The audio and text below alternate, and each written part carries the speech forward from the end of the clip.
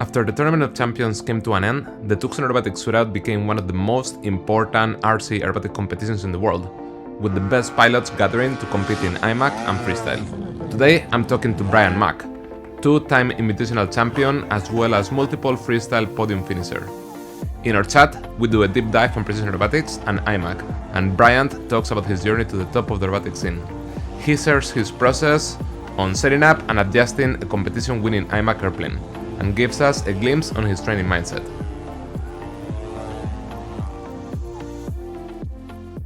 Hey Brian, how are you doing? Good, man? how are you Good doing? to see you. Thank you for joining us in the Skybound RC podcast. Hey, thanks for having me. So I think a lot of people probably know you from either seeing some like killer kind of demo freestyle videos of you online, or they actually know you from IMAC competitions because you've been having like really good results in the past couple of years. But maybe you can give a bit of a background about how you got started in RC and aerobatics for those that don't know you very well. Okay, yeah. When I was my dad in like the late 80s, early 90s was in the RC and was flying pattern. And then so I'm the third child. My parents had three kids, so he started having kids, having family, kind of got out of it. The time I was about 8 or 9 years old, he taught me how to fly, just like a four-channel trainer. And then from there, I mean, I was always going out to the field with him as a kid, even before I flew. So he taught me how to fly. And then a couple years later, I like really wanted to like keep flying. I was getting more into it. So he started teaching me like some like basic, 4 points and like that kind of simple pattern type maneuvers. And then I think when I was 11, I flew my first IMAC contest. I had a 72-inch Giles 202 with like a OS 160. I went and flew basic, and I think I got third.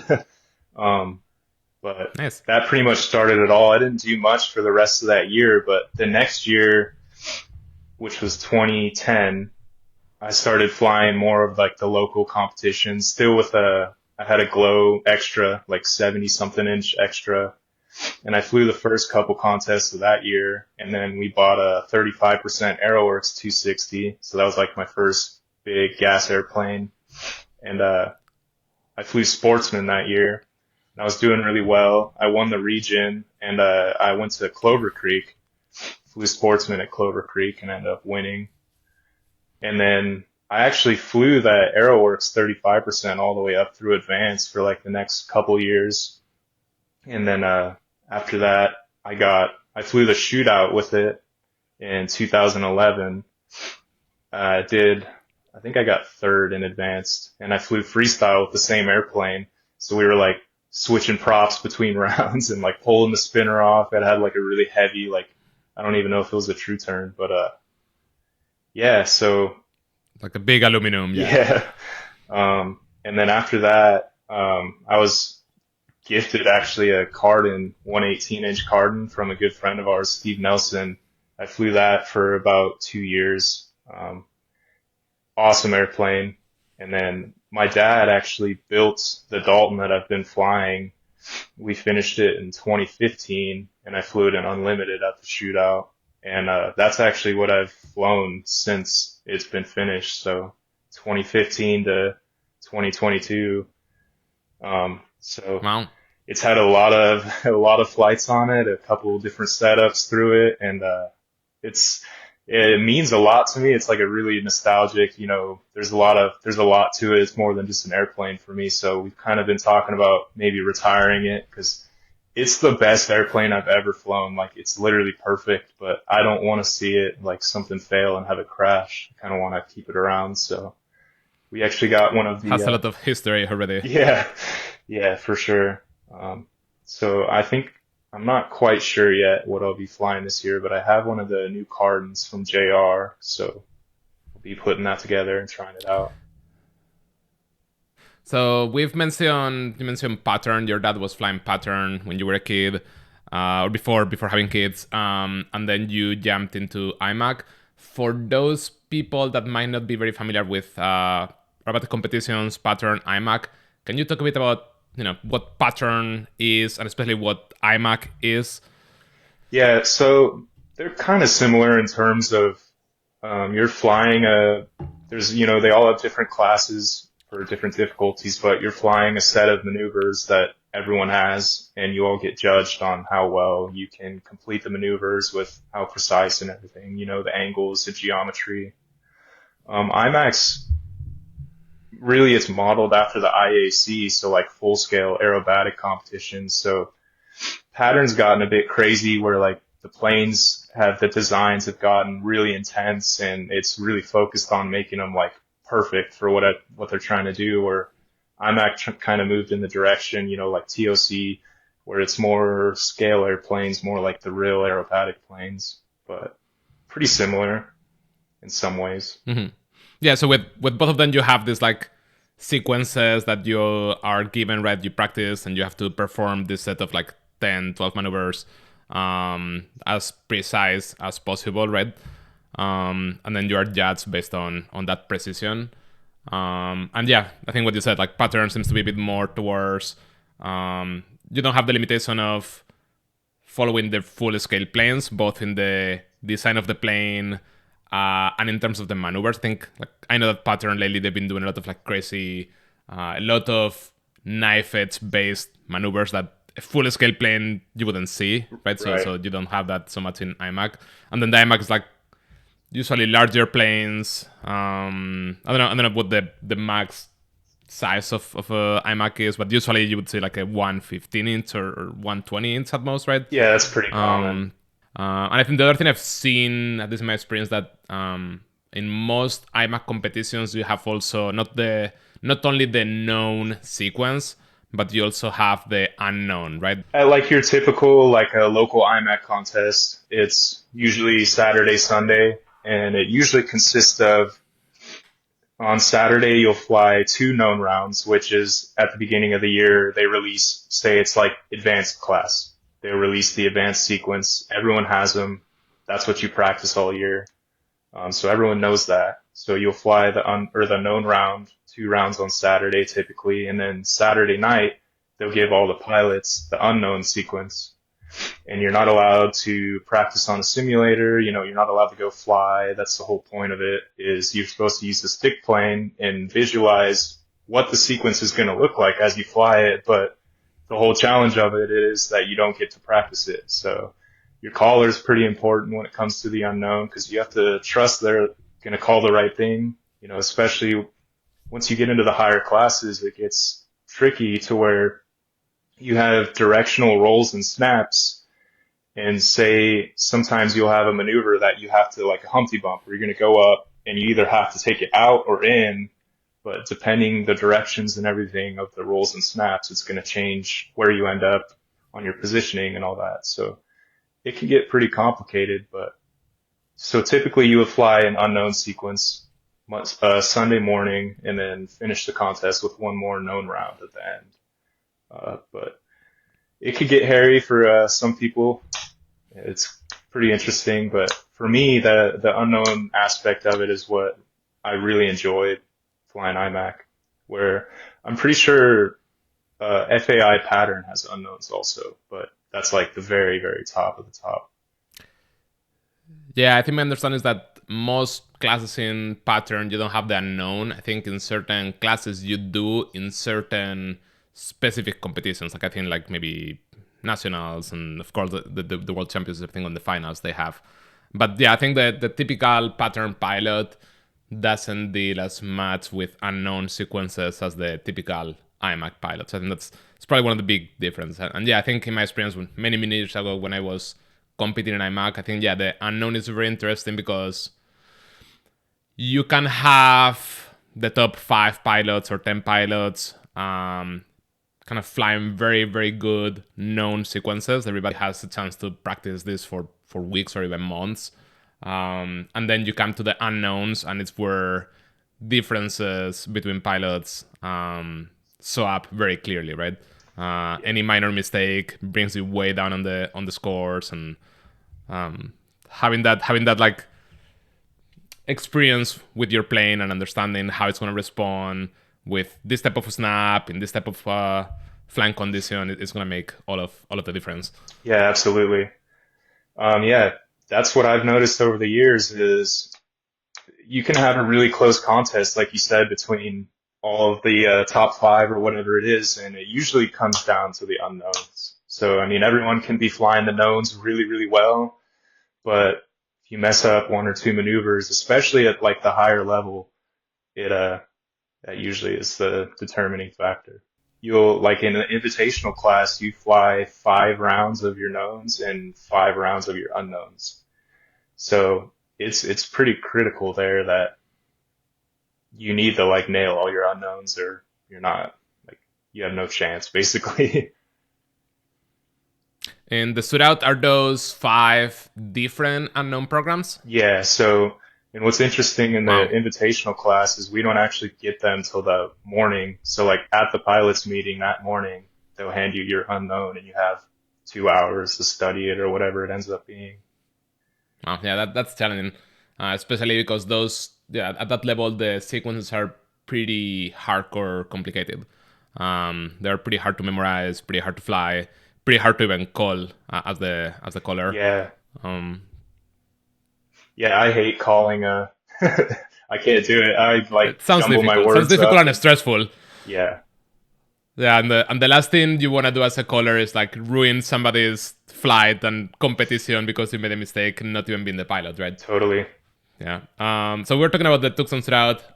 Can you talk a bit about what's so significant about the shootout? Like, there's a lot of IMAC competitions in the US and in the world, but I think the shootout is a bit special. Can you talk a bit about it? And you have a lot of experience in that competition. Yeah, so it like I'm sure most people that are going to be watching this know of the TOC and like what the TOC was. So after that kind of finished, the shootout was sort of like the next big international competition where they're drawing pilots from sort of all over the world. And you also had Clover Creek, but that's another story. But yeah, the shootout for me is like the last like big, historical kind of IMAX style event in the US where you get people from all over the world and it's pretty special. It's definitely special. Mhm. Yeah, and I remember seeing, like the right after the TOC, all those TOC pilots or some of the best TOC pilots, like Somenzini, Tip Hyde, Sulman, Paisan Leroux, like they were coming all over the world from like specifically to compete in the shootout, right? So I think that kind of became like the biggest large scale aerobatic competition in RC. And it seems like you've been doing pretty well. Like how many times have you participated in the shootout? It's one, I think 5 or 6 now, and I've flown 4 of those in Invitational. Uh, so yeah, And I believe you got first place in Invitational in the past at least 2 years, right? yeah, And the past two 2019 and editions of the 2020. shootout. Yeah, for me, like as I was like getting into IMAC and the freestyle stuff, that was like I'd be on YouTube, watching like Tucson shootout videos or whatever, like freestyle. Mhm. All of the guys, like you're saying, all the big names that were flying, like those guys were kind of like who I like idolized as I was learning all this stuff. So it's definitely like a historic competition as far as IMAC goes, giant scale aerobatics. How do you go about preparing for one of these competitions, specifically the shootout? You have, I think if you go to some small competition, you can probably pull from your experience and good skills and put out a good flight and good results on something as high level as a Tucson Aerobatic Shootout and Invitational. I think that preparation has to be a very big part of it, right? Of having a successful contest. How do you go about training for this kind of competition, both in the known, unknown? So usually after they release the knowns, I'll go out and just start flying the known sequences, get familiar with them, kind of figure out, wherever like the biggest thing for me is the positioning of maneuvers. Like if you get kind of cramped and rushed, you end up having a really bad flight because you imagine you're trying to fit, especially at the invitational level, you have so many elements, between rolls, snaps, all this stuff on like a down line or whatever it may be. You really have to get the pace down to where you're not rushing yourself. You can fly through it smoothly. And that can be fairly difficult at that high level of invitational because there's just so much going on. So I usually get back into the swing of things, practicing the knowns, get familiar with them, and then I have like a stockpile of all these knowns and unknowns from previous years. So what me and my dad, who always calls for me, will start doing is just he'll grab like two random sequences, and then I'll go up and fly, not knowing what sequence he's going to be calling, and just try to call strictly from what I'm hearing from him. And that's kind of a strategy that's helped me improve on the unknowns a lot. But it's still tricky because you have to.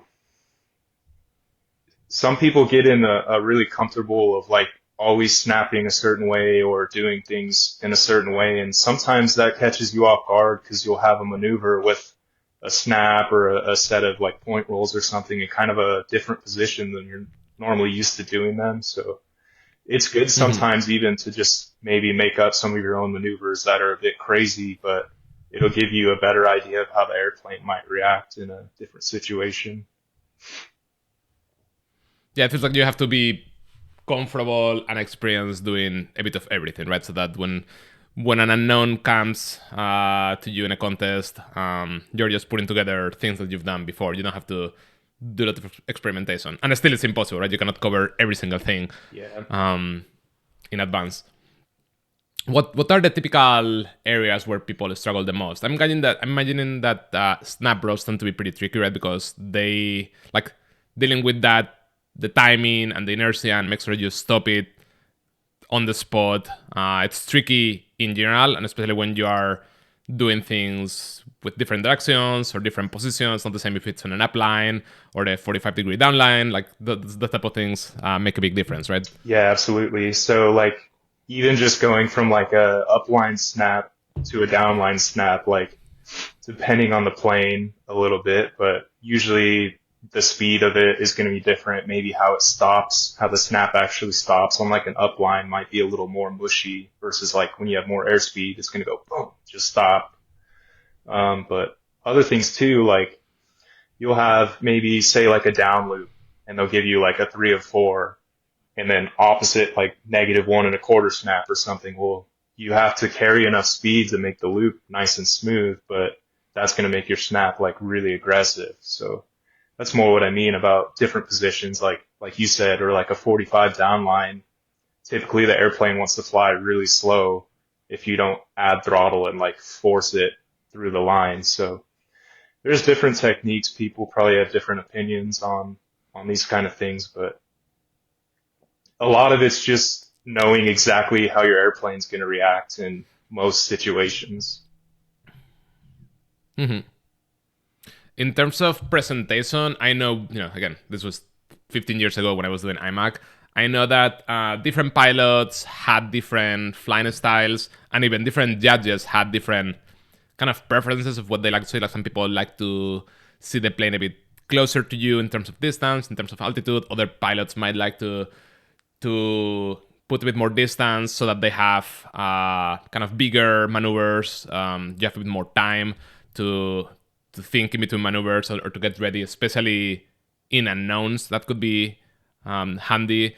Are things like pretty standardized today, or do you still see those type of like style differences and that type of like almost a strategy when thinking about how to put out a flight in a competition? Yeah, there's definitely still differences in style, and between pilots flying and the judges, but the judging criteria is pretty nailed down to where it doesn't really matter what kind of style you fly or the judge's preference. It's more of if you fly it well enough and they can't see anything wrong, it doesn't matter how big or how slow you roll or whatever it may be. You kind of don't give them a chance to even be able to downgrade you, right? And you'll see it between pilots, like some guys like to do like a really fast, hard looking point roll versus some of the like the pattern flyers like Schulman and these other guys are really smooth and they'll take up like a long stall turn down line or something doing most of their point roll versus some guys will center it really well but do like a quick choppy roll. But I really think it always evens out. So like at the shootout, for example, they rotate judges. So every round that you fly is a different group of judges. So even if maybe you get nailed by a judge that doesn't exactly like your flying style one round, the next round it's not going to be the same. So it really Mhm. evens out. Let's talk about IMAC airplanes. So when I go to pretty much any field, at least here in Northern California, I often see the same 3 or 4 brands of airplanes. So you see the Pilot RCs, the Extreme Flight, Skywing, Suncarf. However, when you look at the planes that people use in IMAC, especially at the higher classes, like Unlimited or Invitational in a shootout. I think that the brands tend to be fairly different when looking at airframes. I think you see the Cardens, the Daltons, old school. You see some of the Cam arrows.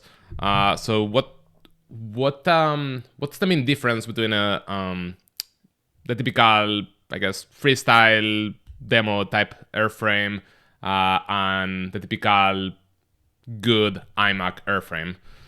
Yeah, I like to think of it that a lot of these ARFs are kind of built within mind that you could sort of fly them in any style that you want. So, and they've gotten a lot better over the years. Like the ARFs that are coming out now versus when I first started are like insanely good.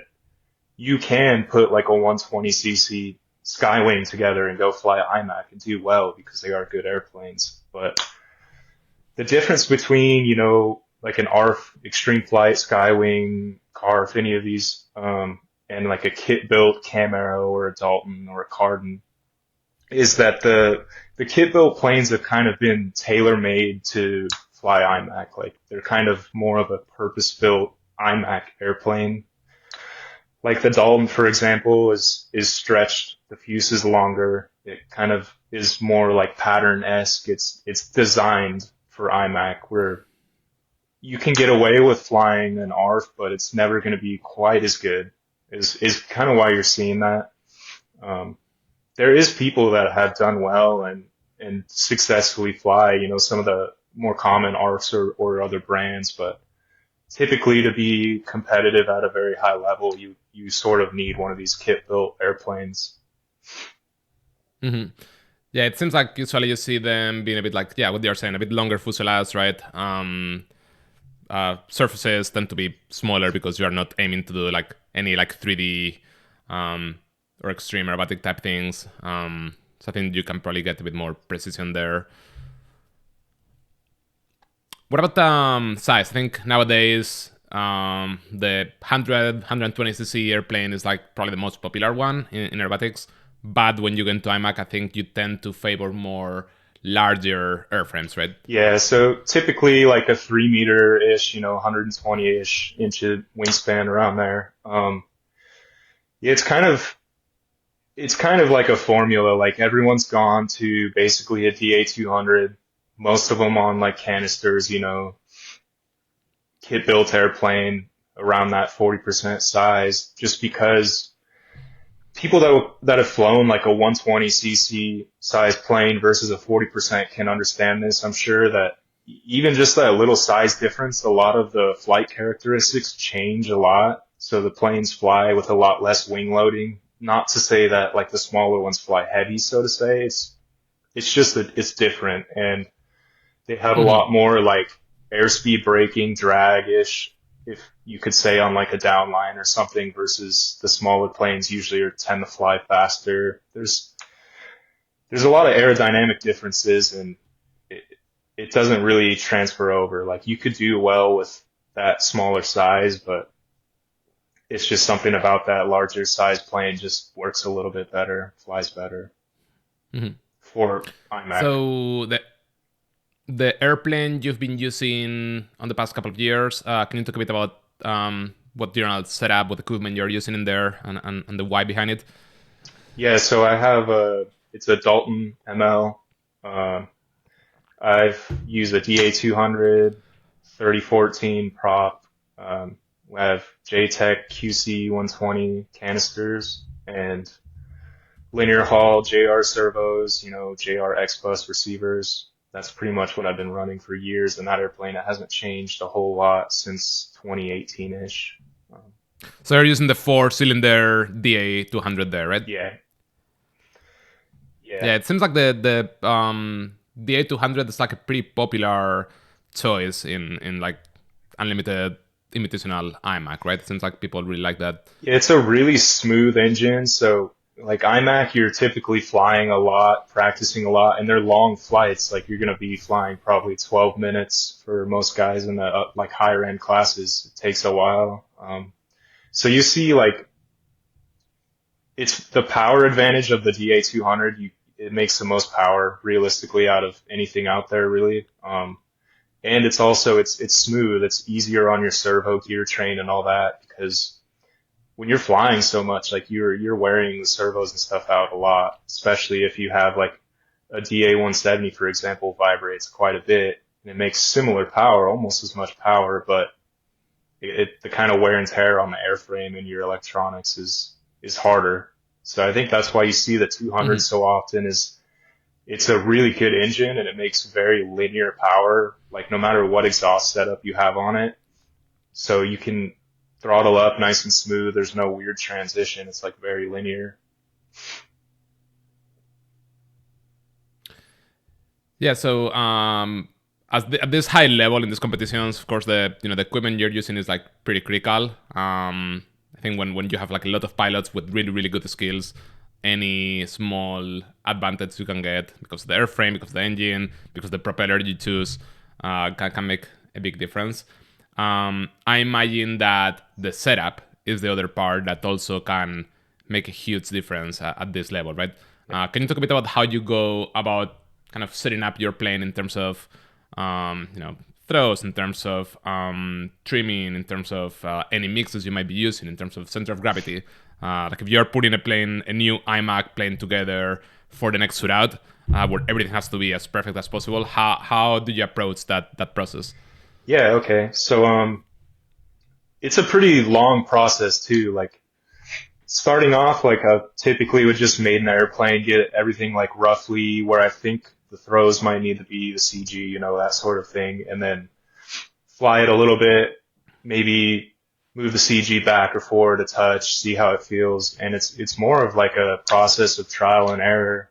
So yeah, I'll set up like for mixing a knife edge coupling, pitch if it needs it a little bit, downline mix so that when you're on the downline with no throttle, the airplane isn't trying to pull out, holds a straight line. That's usually maybe a 2 or 3% elevator mix on no throttle. And it really does, sometimes it can take a while because you have to fly the airplane quite a bit to realize it's kind of doing this thing that I'm not quite sure what it is just yet, but I know something's not quite right. And then after you fly maybe 2 weeks, you'll go in and change elevator rate in your snaps or something like that. It tends to take a while to trim an airplane out really well. But on the same hand, sometimes you get really lucky. Like the Dalton I'm flying now, when we first set it up, we honestly haven't changed much with the CG at all. Like anything as far as moving components around in the plane, nothing's really changed. We kind of just got lucky and it was almost perfect. So it does depend on the airplane, but a lot of it is going out and flying it enough to get the feel and realizing what maybe you're not totally vibing with. Okay, so in terms of mixing, yeah, so it sounds like you probably use the rudder to elevator, rudder to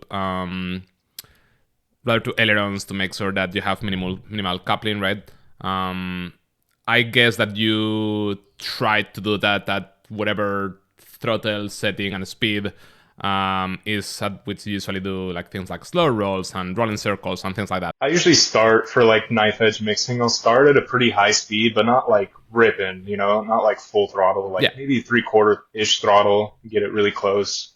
And then that's usually a good base for like all around speeds. Once you get really slow, like high alpha with the 3D plane, mixing's kind of like out the window.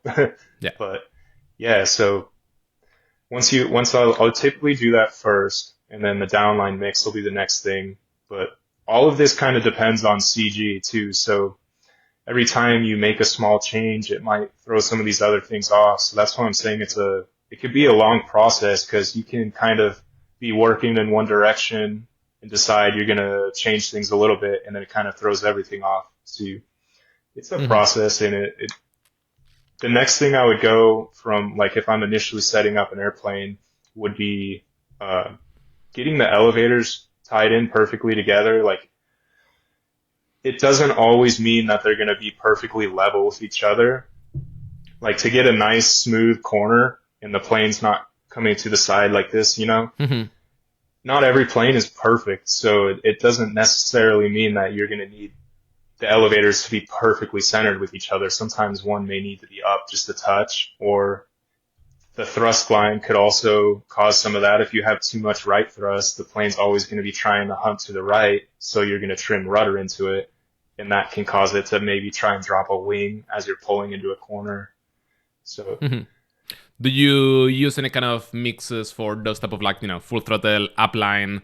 Do you use any kind of like mix on rudder to make sure that it's tracking straight on the upline, or do you just rely purely on the kind of angle of the engine? yeah, I Is know that correct? some people do. I've never done that. I've always tried to mechanically get the thrust like as perfect as we could. So there's a few different ways to do that, but obviously like trimming the plane out, going straight away from you, and then seeing how it reacts in an upline at full throttle. That's a good way to set your right Hmm. thrust. And also like down thrust can affect a lot of things. If you have too much down thrust, you're going to have a lot of up elevator trim in the airplane. So another test we like to do is like pretty high speed flying flat level across the field and just cut the throttle, and the plane should slowly drop off, right? It shouldn't hang there or go up. Hmm. So those kind of things can help you determine where your thrust line's at and maybe where you should try and make some changes. But it gets complicated. It's hard to know sometimes what's causing what. Hmm. Yeah, everything. Every time you change something, especially the CG, but everything kind of affects everything else, right? So Yeah. you cannot just look at one single factor in isolation, and that's what makes it like very long process. Yeah, and funny thing is, like when I was younger as a kid, I would always be like, "No, it's good." My dad's like, "No, we need to change this. We need to try this." And I'd be like, "No, it's fine. Don't mess with it." And then he'd do it, and I'd be like, "Oh, that feels better." He's like, "Yeah." So, and I'd be It's like, not a very fun process. "No, you kind of get used to the way you have a plane set up, and maybe it's pretty good, and you just settle with that." And Yeah. a lot of people do, but it could almost always be better if you just make those small little details do make a difference, especially at like Yeah. Invitational at the shootout. Like you said, you're trying to use everything you can to your advantage. So the better your airplane flies and is set up, the easier it is for you. Like if you're flying an unknown, the last thing you want to be worried about is, oh, every time I do, a roller, the plane is rolling faster when I'm on right rudder versus left, or, this kind of thing. You don't, Yep. you don't want to be thinking about that. You want to just be able to fly the plane. So the better you can make the airplane fly, the more you can focus on the maneuver you're flying. Yeah, yeah, definitely. I've been pretty lazy doing any of this stuff with my planes because I'm just doing like fun freestyle demo flight type things. I know I should like spend a day just doing some basic like rudder to aileron, rudder to elevator mixes, so that when I'm doing like a one roll in a circle, there's nothing like kind of modifying the roll or the pitch of the airplane. But I'm not in a competition. I'm not like competing against like 10 extremely skilled pilots. So it's not in the world. But yeah, when you are aiming for that like first spot in a shootout, you need to have everything 100% dialed in. Yep. Yeah, and I'm kind of the same way, like with my freestyle stuff. I'll get it close, but I usually don't spend like a massive amount of time. I get the CG where I want it, the throws and everything, and that's pretty much good. How do you go about flight modes, dual rates, things like that for IMAC? Do you have different flight modes for different dual rates depending on what you're doing? Do you have like do you keep everything the same through the flight? How do you approach that? For quite many years now, I've used flight modes, so I'll have a one three position switch setup with like a typical normal flying rate for most everything, Hmm. and then I'll have a snap rate, and then I'll have like a high rate for like stall turns and spins. So the normal flying would be most everything through the maneuvers, roll elements, but I tend to fly a lot on my snap rate, which is feels similar, but it's going to have more aileron, more setup for snaps, obviously. But I try to make those Hmm. two modes feel almost the same around center for like most, radiuses and rolls and stuff. Because you also don't want to, at least in my opinion, I don't want to be worried about flipping switches constantly while I'm trying to fly through complicated Yep. maneuvers. So if I'm going into like a roller or something, I'll just be on my normal rate. I have enough rudder and everything in that to do IMAX style rollers. And then typically going into any maneuver with the snap, I'll pretty much just have it on my snap rate ready to go. It has enough rate to do everything plus my snap roll preference, and then I have my high rate for stalls, stall turns, that kind of thing, tail slides. So typically I'll like a stall turn, for example, I'll go into that on my snap rate, whatever roll elements, snaps, and then I'll flip to high rate, do my hammerhead, and then back to snap rate. My setup's pretty simple. I know some guys have like a lot of different things that they're constantly flipping through, but I try to keep it pretty simple. Yeah, the snap rolls in particular seem to just make everything so much harder because yeah, like you're doing what you were talking about before. You have any snap element in the middle of a loop, for example, and you cannot be switching, or you don't want to be switching midway in a loop, right? Because you have like some elevator applied, you might even be correcting with some aileron or some rudder if there's wind, and all of a sudden you switch modes that probably would be visible to the jets that something changed, right? Hmm. But you need to have that additional throw for the snap element. I wonder. This is something I haven't tried, but I've always thought that could be interesting. Is having relatively low throws, like what you are talking about here as your low throws, your regular flight, and then have some kind of condition where if you bring the stick to the last 10% of travel, right? Like that, you're almost at the end. You have like a completely different throw. So not quite exponential curve, but you have your exponential, and at the end just like makes a big jump. I know that different radios will behave differently in terms of programming this, but I think that could be something interesting. So you have kind of the benefit of both sides. Like you're Yeah. always on like low rates for full precision, and when you go to the extreme is when So you I know completely override. a lot of people have started doing that, probably for the last 4 or 5 years. It seems maybe a little bit longer. In IMAC, they've basically they don't have any flight mode set up. They have stick conditions. Mhm. So say Yep.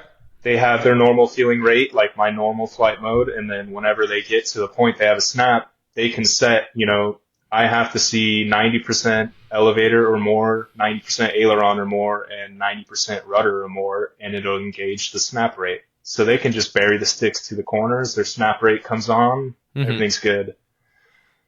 And I've flown a couple people's airplanes set up that way, and I know it works for them, it doesn't work for me. Everyone has different techniques and all that, but I don't necessarily snap by just going to the corners, especially depending on like the attitude of the plane, like the position of where the snap is. You don't always want to use like full rudder and full elevator, like an upline snap. You're trying to maintain as much energy as you can, even though like with the Hmm. GA200 and all that, like you're still, especially if it's windy, it's gonna make it tough for power. So if you have like a Hmm. double negative Yeah, the snap, snap roll can like completely slow down the plane. Yeah. yeah, so you're trying to, it just depends for me. So I'm sure that works for some people. I've tried it and I didn't really like it, but it's all just preference.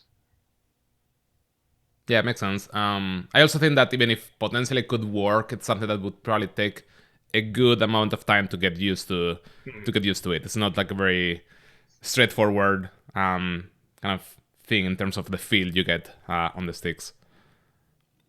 So you're talking about the snap rolls, and I think that's again it's one of the usually most challenging maneuvers, one of the things that people sometimes do incorrectly and completely breaks their flight, and their score goes way down. So I'm kind of curious to see or to hear how you think about those snap rolls, how you approach them. I remember many years ago, I was on one of the main IMAC competitions in Europe.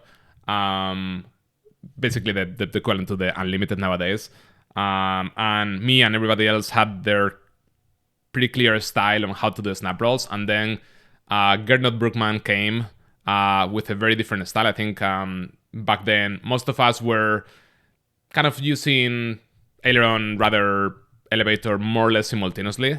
And then Gernot came with a very clear, crisp break on elevator first. So you could clearly see how the nose would go up, and then it would do the actual rotation.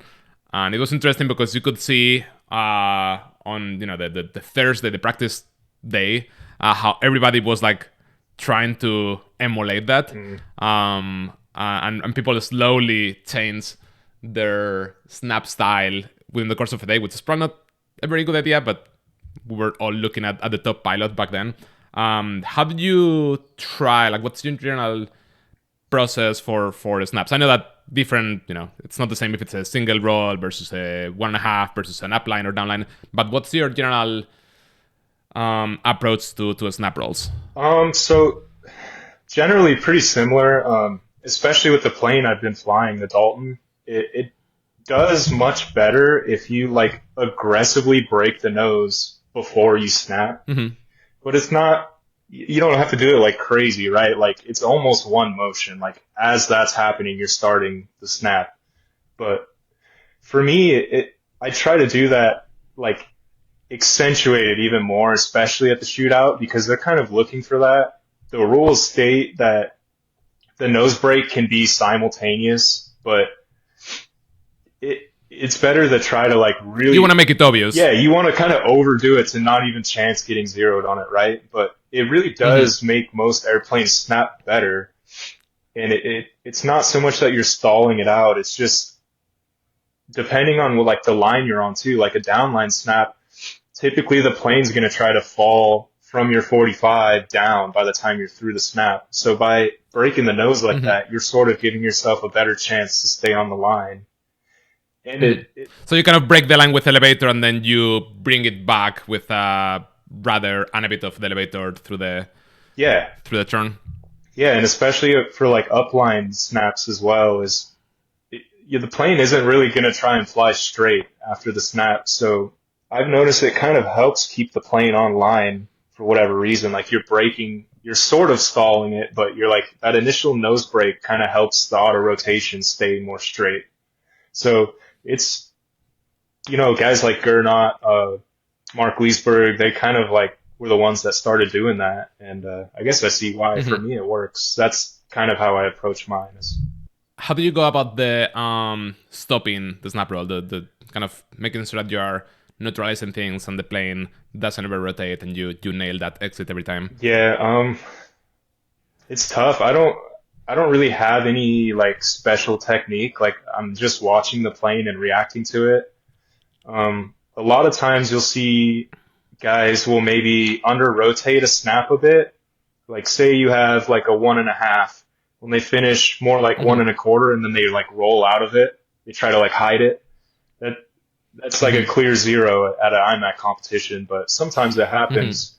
But there's no really like good way to try to exit it. Like you're pretty much just, I've found that a faster rate helps with these things too. Like you just have to find what you're comfortable with and just like repetitively practice that. And you will start to get a feel for what the airplane's going to do in different attitudes and about, your timing from where you need to stop to end level or on knife edge, whatever you're aiming for.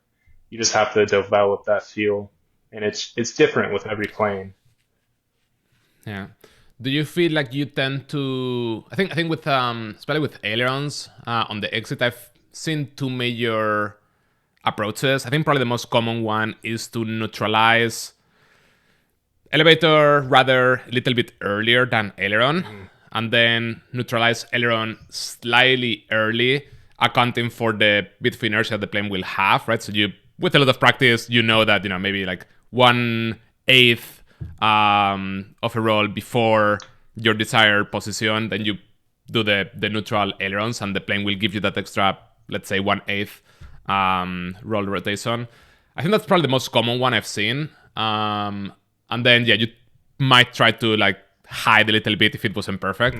The other thing I've seen less, but I've also seen, is actually taking the plane all the way to the desired exit position and then kind of do a bit of counter aileron to basically try to stop suddenly the rotation, like avoid the inertia, right?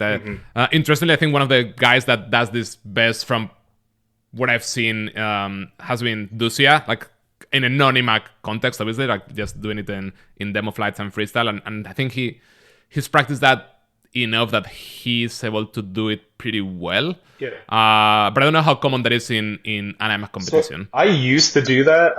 Kind of. This is like 10 years ago. Like before the servo technologies gotten to where it is now, they were slower, less strong.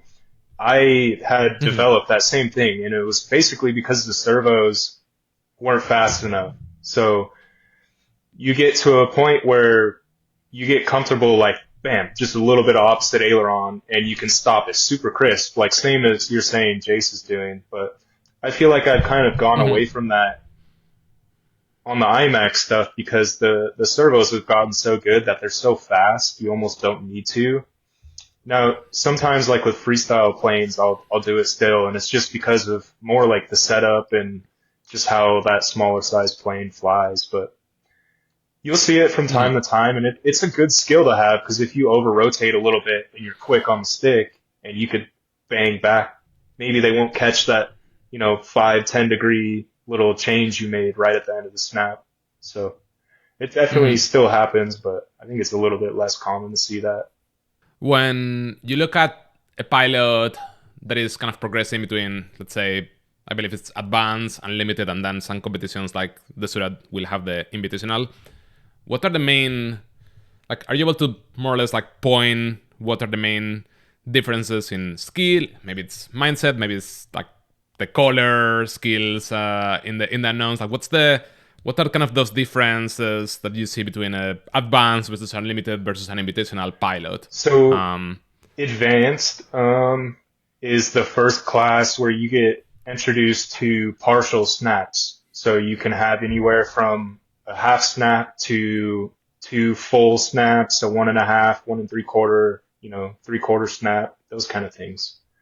So going from intermediate to advanced, that's probably the biggest jump. You have partial snaps now that you're dealing with, a little bit more complex maneuvers with point rolls, opposite snaps, and then you have a 3-roll roller typically. And then going up from advanced to unlimited, it's kind of the same idea. You have just a little bit more complex figures, a little bit harder, a little bit just more in-depth elements, whereas advanced is almost as hard, but that jump to unlimited is just taking it just up to the next level a little bit. And then going from unlimited to invitational is a very big jump.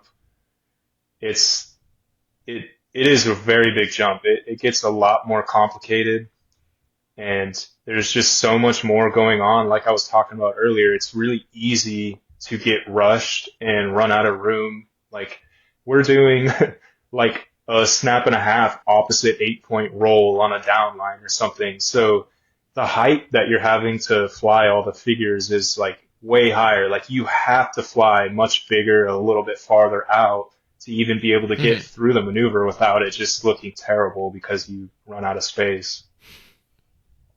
Yeah, I can imagine at that level for the unknowns, you not only need a really good experienced caller, but also you need to come with a pretty good strategy on your head already of where to position things, how much space to give yourself in certain maneuvers, because you might get into a situation where even if you're doing everything precisely, everything that your caller is telling you, if you don't give you enough room, in certain positions you might be having to exit early, or you have to put the plane way out there on the right side, where the judges cannot even see the Yeah. plane very well anymore, And because you then position things to account for that. that's what I always have a hard time going from like, I don't go and fly IMAC like all the time anymore. So like on a shootout year, like I'm going to start practicing pretty much like right now at this time, February, March. And those are some of the things that I struggle with a lot. Like when they release the knowns and I go out and start flying them for the first time, I'm like, at the end of the box, I'm pointing the plane in at me a little bit. Like I'm not used to seeing the wings perfect. I'm positioning in too close. I'm not flying big enough. So I'm getting rushed. And it just takes some time. Like that's part of the practice is getting back used to, I need to position the plane way out here, like over the trees at this spot on my field. That's ideal. That's where I like to fly. That's where I feel the best. So you really have to get comfortable with whatever works best for you. People have different preferences, but like you were saying, a lot of it's in the preparation before you even get to the shootout. Like if you're already there, like you need to have it in your head, like a strategy for.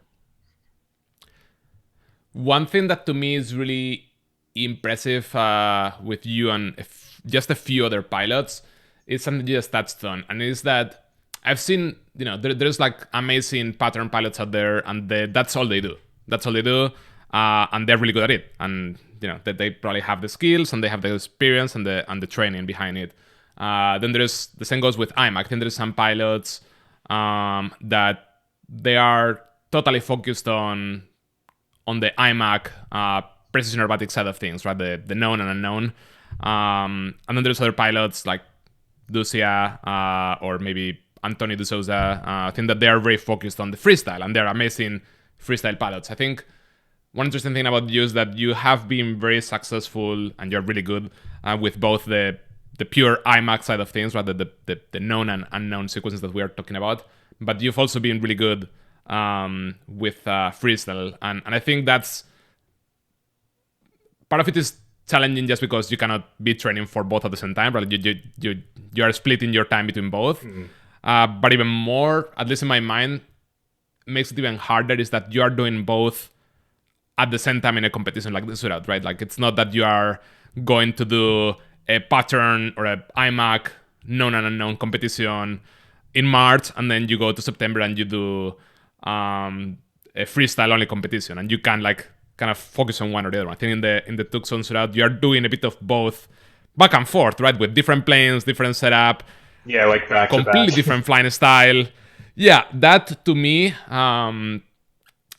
is very, very challenging. Like I know in the past when I was doing this and it wasn't at this high level, that was challenging. If you have the same plane, you have completely different setup. If you have different planes, which at this level I think most people are using different planes, the feel is totally different. The type of visual cues that you have, it's totally different. Like it's two completely different things to go back and forth, right?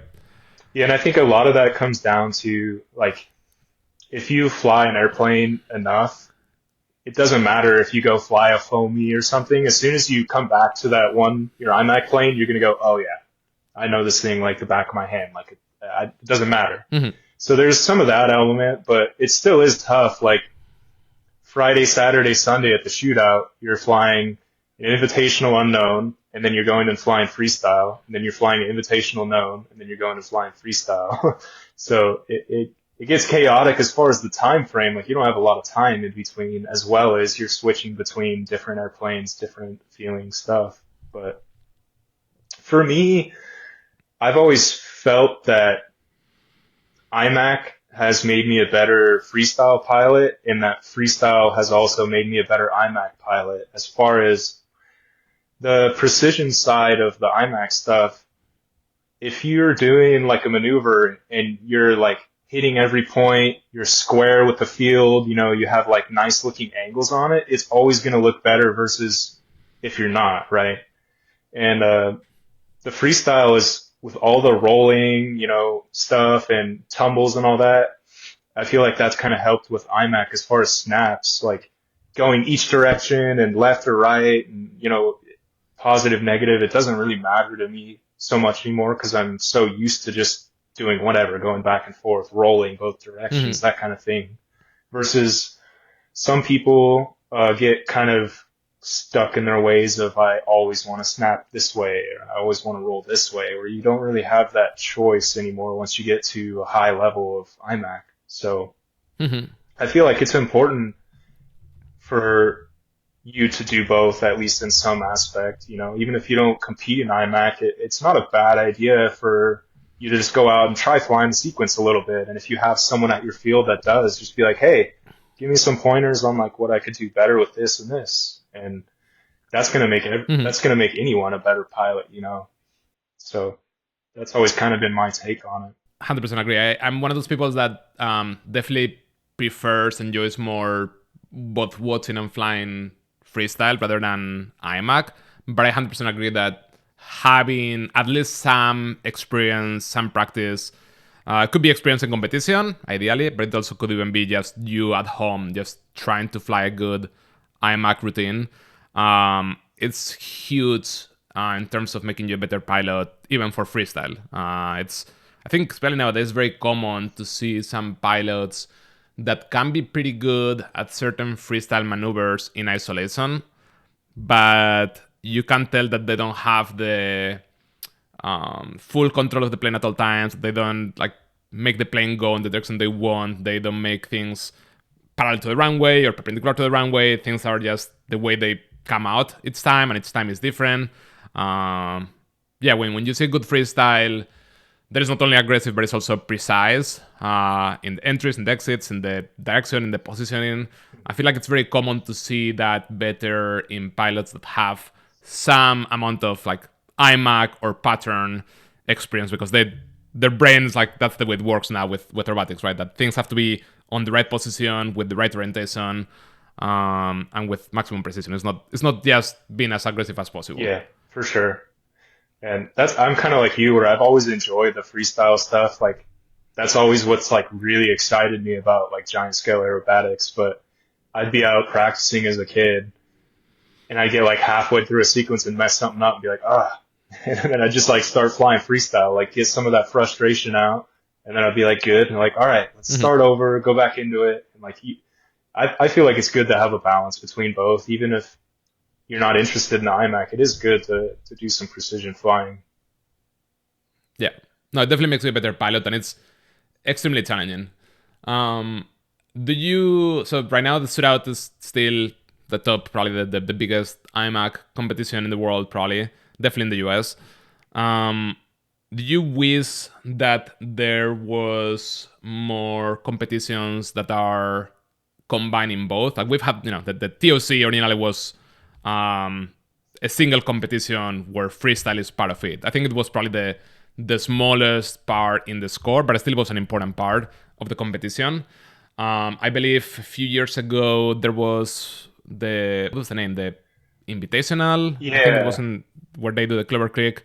Where also I believe that one was everything combined, which makes people that only want to do IMAC have to deal with freestyle, and makes only freestyle pilots also have to deal with IMAC. So ultimately, you end up with the most complete aerobatic pilot, in my opinion. Do you wish there was more of that rather than kind of separate competitions? It would be interesting because not only does it create kind of a different dynamic as far as the competition goes, it would get some of the, like Jace, some of these guys that typically only fly like freestyle stuff. It would be cool to get more like integration, so everyone, maybe the rules are you have to fly one airplane for both. So, you'd see different kind of setups from the typical 120cc, like super aggressive style, or I think it would be cool to see some of that in the future, because it would just create something a little bit different. Yeah, it'd be interesting. It's tricky because I know that some pilots, some pure IMAC pilots would not want to do that because they haven't been doing freestyle in many years, and they don't want to like suddenly go to the bottom of the scores because that's not what they do. And the other way around, right? Like somebody like Jace Lucia, who's like one of the top freestyle pilots. I'm sure he could do very well in IMAC if he wanted to, for sure. But that requires now a lot of training on something that he might not be interested in doing. So I know that some pilots would maybe not see it with the best eyes, but it would be really interesting to to get us to, yeah, I think it makes me think of the TOC. That's like the probably the hardest competition to win, right? You have to be really, really good, if not the best at both. If as you said, you have the same airframe, that also brings new challenges in terms of what's the best plane, what's the best setup. Because now, if you are trying to do crazy fast rifle rolls, for example, or you want like extreme deflections in elevator, that might affect negatively to your like IMAC sequences, right? So it would be something pretty different, pretty interesting, I think. Yeah, it might bring some innovation too. People, I've heard the idea and seen it tossed around over the years since I was first getting into this, but like an aircraft where you can change the CG like on a tray that's powered by a servo or something, like something like that. Like who knows? Like maybe you see some crazy like inventions that people are making just for that one competition. It could be cool. Yeah, I mean that one would be tricky in IMAC mainly because of the whole idea of like trying to follow the full scale. I would imagine that would be one of those things that they don't want to do because it like starts to deviate. I think for something like similar to the pattern side where I think people have a bit more freedom in terms of the airframes, that could be interesting. Even if it didn't end up, even if it's not like IMAX specific, I think it would be cool to see like Yeah. maybe more like FIA, F3A style maneuvers, like knife edge loops on like a 45 angled out, something crazy for like a sequence that you have to fly, but it's like a freestyle sequence more than like an IMAX sequence, maybe. That kind of thing could be Mhm. cool. Yeah. Yeah, I don't know. I don't even remember the name. I remember many years ago when I was just getting started in aerobatics back in like I don't know 2006 or 2007. I remember there was an FAI. It was an actual category international that was similar airframes as F3A, but for freestyle. It was like an aeromusical 4 minute. I think they even had like a known sequence, which means that they give you the music and then you have like an Oh, pure wow. freestyle where you put the music. I think I haven't seen that in like many years. I guess that didn't work. I think it might have been called like F6A maybe. I guess that didn't like work out. I think one of the challenges too is that I don't think there's very many people doing freestyle. I think freestyle tends to be very intimidating because it's risky for the plane, and you usually see like the top 10 pilots in the world doing crazy things, and everything that is not that doesn't feel as good, obviously. Mhm. And I think I've even seen that in like small IMAC competitions, right? There's not a lot of participation in freestyle. So I think it's always challenging to do a lot to push the sport a lot on that side of Yeah, things. it's tough. So like when I first got into IMAC, it would be like me, Spencer Nordquist, Kim Quinnett, Matt Stringer, like these, we were all, Hmm. Santiago, we'd be flying freestyle, but over the years, it kind of seemed like that died off a little bit, but last year and this year, it seems at least in like the Southwest region, they've been incorporating freestyle back into the IMAC contest, like to try to draw some of Hmm. like the newer people. And to me, it seems like IMAC sort of chilled out a little bit. Like not a ton of new people are coming into it, but it seems like a lot of people getting into the hobby are like very interested in freestyle. Like they're going and buying a Hmm. 60-inch Extreme Flight or something and learning 3D, and then they're moving up to 100cc, 40%, whatever eventually. But it would be Hmm. cool to find a way to get more people that are excited by that involved in like something like IMAC too. So maybe some of those competitions might help with that. I'm not sure, but Yeah. Um, Switching gears a little bit, I think you recently went to Japan, right, with a couple of the JR guys. mhm. Yeah. So, How was that? dude, it's awesome. Japan's amazing. They do an air show there every year, so it's usually like the first week of November. So I went 2019, my first time, and it was just me that went over there, and it was just incredible. Like blew my mind. They had a PAU extra like set up exactly how I would do it at home, like all ready to go, and it was awesome, man. And then this last year and 2022, we've had like 8 JR pilots go. So it's like me, Tim Hanstein, Timmy, a bunch of people all going and just having a good time. And they put on this amazing air show where there's everything from Zeros doing like a World War II demonstration, like formation flight, to turbine powered gliders, to car flybabies, to 120cc extras, like doing crazy freestyle jets. Like it's really pretty cool to watch. And they get an amazing spectator turnout to where they get thousands and thousands of spectators come out because they do it on a national Wow. holiday there. So like the first year I went, there was like 34,000 spectators or something. Insane. Wow. That's I'm crazy. like super nervous. I don't ever get nervous. I'm like shaking up there. Like I hit the elevator on the ground. Yeah, it's pretty and almost different from like not even a crashed. shootout has that. Yeah, you Yeah. don't even have that kind of people in the shootout. But yeah, it's an amazing experience. I'm gonna go every chance I can. It's just super fun.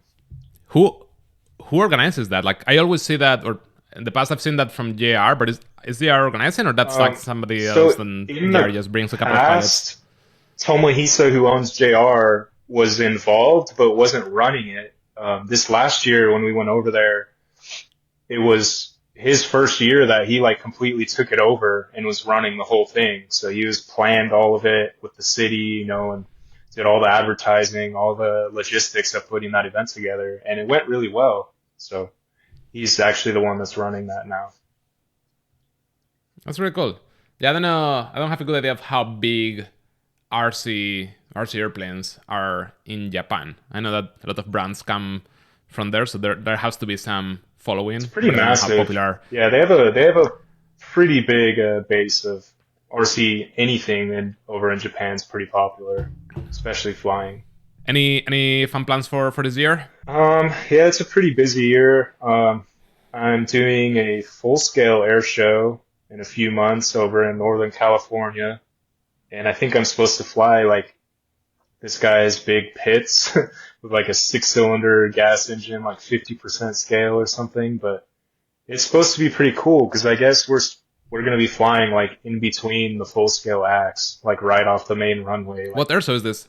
it's Moses Lake, Okay, so I have I have that. to look that up. I'll be going to like Kings Canyon in April, the jet event over in Northern California. Hmm. Just some smaller stuff like that. I don't really have anything crazy planned as far as competitions. Um, there is that King of 3D, or I forget what he called it exactly, over in Freestyle King or something like that. yeah Yeah. in Washington in August. I'm gonna try to make, and then the shootout in October. So, and I believe they're gonna have that air show again in Japan around November. So that's pretty much what I Cool. have planned. But it sounds like for the shootout, IMAC training is probably gonna be starting soon. Yeah. Yeah, I have to build an airplane though, so I got to get going on that. I got to get that card put together. And that's a Carden now developed by, or at least distributed by JR, right? Like that's, Yeah, so he bought it from he bought Cardin from Dennis and them. and that's the like a full balsa construction. No, so it's fully composite. So Oh, he for a long time he's been wanting to do that. So it just worked out to where he was able to use Andreas over at Carf, and that first shipment that they put out is made by Carf. It looks just like a comp ARF, inside the wings. It's interesting. So, fully carbon and composite. so it's the general kind of the outer aerodynamic design is like following more or less the Carden shape, but it's a composite construction. Yeah, exactly. Interesting. Yeah, like every time I think Carden or Dalton, I always think of the typical kit build balsa traditional construction. Definitely don't think composite. That's gonna be interesting to see. Yeah, and at the last shootout in 2022, one of the Japanese guys that came over, Monto, was flying one of the prototypes. He did pretty good with it.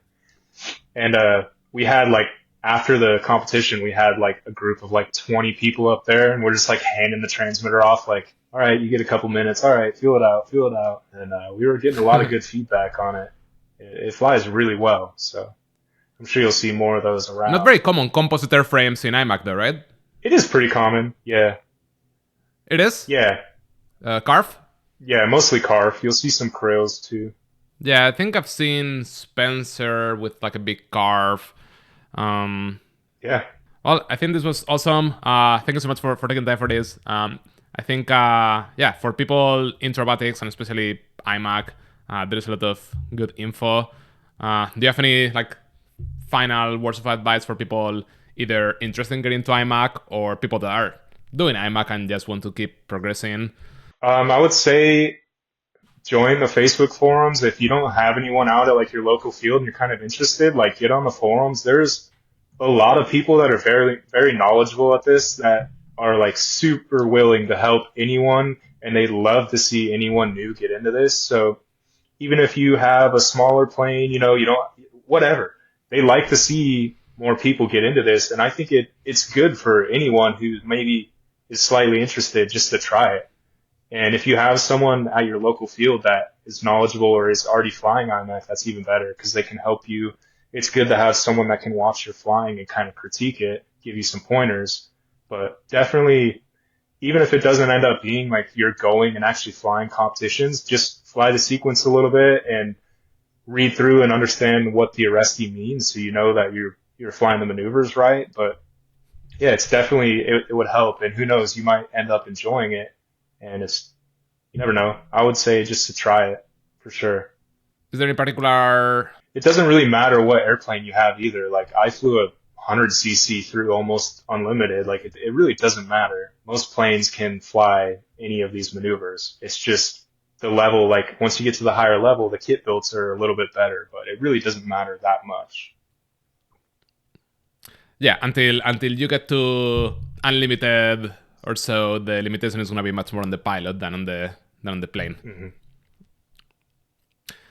Do you have any particular either forums or Facebook groups that you would recommend people checking out? So on Facebook, there's like IMAC is like kind of separated by all the regions. So they have a forum Hmm. for every region. Like I'm in the Southwest, there's a Northeast, South Central. So you could always find those or just join Southwest or message me or, pretty much anyone involved in IMAC is willing to help and give pointers and some Hmm. information.